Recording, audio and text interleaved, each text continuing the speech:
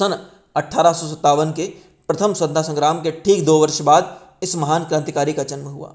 इनका जन्म संमत 1915 विक्रमी मास चैत्र कृष्ण पंचमी दिन रविवार अर्थात मार्च 1859 में हरियाणा कुरुक्षेत्र के जिले के तेवड़ा गांव में हुआ। ये एक निर्धन परिवार था। इनके पिता श्री बारूराम जिनका नाम था, जो कि कट्टर सनातनी थे। स्वामी भीष्म जी का बचपन का नाम लाल सिंह था।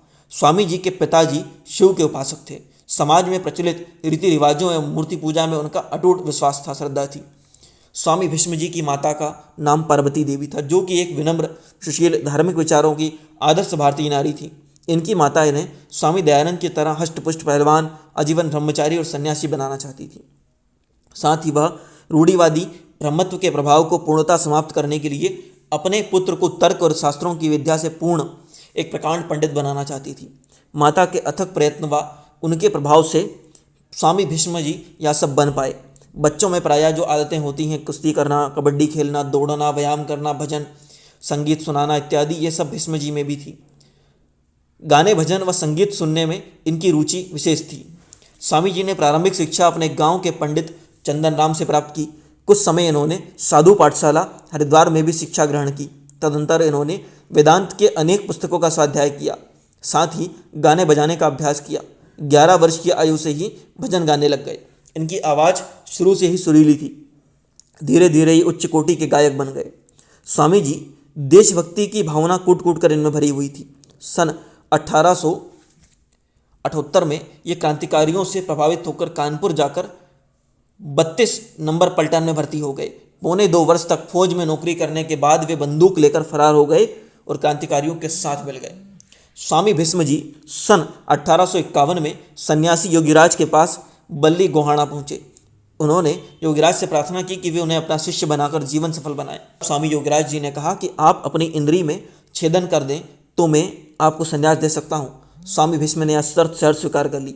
परिणाम स्वरूप इन्होंने इंद्रिय निग्रह की कड़ी शर्त को पूरा करके संन्यास ग्रहण किया और इनका नाम आत्मप्रकाश रखा गया। लेकिन आगे चलकर ये सन्यासी भीष्म ब्रह्मचारी के नाम से विख्यात हुए। सन 1886 में रोहतक की एक लड़का ज्ञानी राम सत्यार्थ प्रकाश लेकर आया। बोला, स्वामी जी इसको पढ़ा दो। उनके काफ़ी आग्रह करने के बाद स्वामी जी ने सत्यार्थ प्रकाश पढ़ना आरंभ कर दिया। उसको पढ़ाने के चक्कर में स्वामी जी ही पढ़ गए। खुद स्वामी जी आर्य समाज के रंग में रंग गए।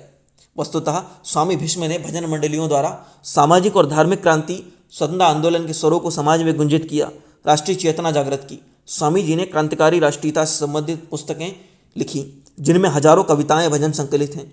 प्रमुख स्वतंत्रता की पुस्तकें निम्नलिखित हैं: स्वतंत्र भारत, नौजवानों को आह्वान, क्रांति का बिगुल, क्रांति का गोला, भयंकर तूफान, शहीदों के जीवन, भीष्म के तारे, भीष्म की गर्ज, भीष्म की दहाड़, भीष्म की तड़क, भीष्म की धूम, भीष्म की तोप, विश्व प्रकाश, अप्रकाशित, भीष्म भजन भंडार, भाग 1 और 2। इनकी एक पुस्तक प्रमाण, जो कि शास्त्रार्थ पर है, ये पुस्तक श्री जगदेव सिंह सिद्धांती जी ने अपनी सम्राट प्रेस में छापी थी।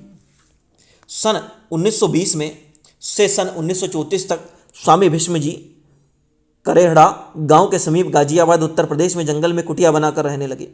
यहाँ इनके भगत सिंह, चंद्रशेखर आज़ाद, अशफाक उल्लाह खान, लाल बहादुर शास्त्री, चौधरी चरण सिंह आदि क्रांतिकारी यहाँ आकर सहयोग प्राप्त करते थे। सन 1936 में स्वामी जी ने घरौंदा करनाल में भीष्म भवन बनवाया और उसी दिन तिरंगा फहरा दिया।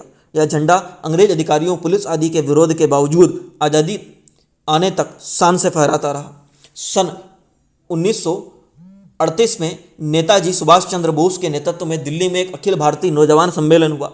उस सम्मेलन में स्वामी जी ने मंच से एक क्रांतिकारी कविता सुनाई। तब नेताजी ने स्वामी जी से कहा कि वे इस कविता की अंतिम पंक्ति, जवानी सफल हो सेना के तैयारी से, को सार्थक कर दिखाएंगे। स्वामी भीष्म ने 85 सफल आर्य भजन उपदेशक तैयार किए थे।